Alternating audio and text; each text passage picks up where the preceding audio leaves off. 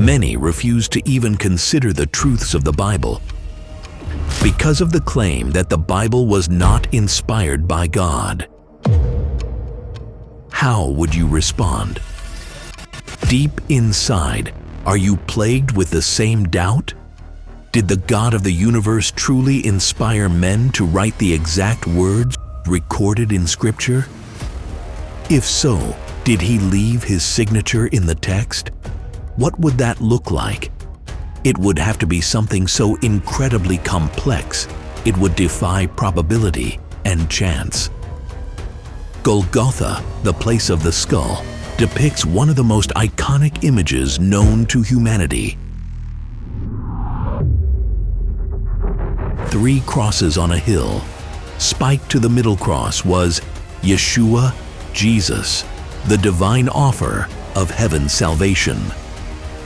After years of meticulously poring over the Hebrew and Greek scriptures, Amazon top 60 best-selling author Carl Gallups is leading readers on a unique pilgrimage to Golgotha, tracking a supernatural and almost DNA-like encoding of that quintessential image throughout the Bible.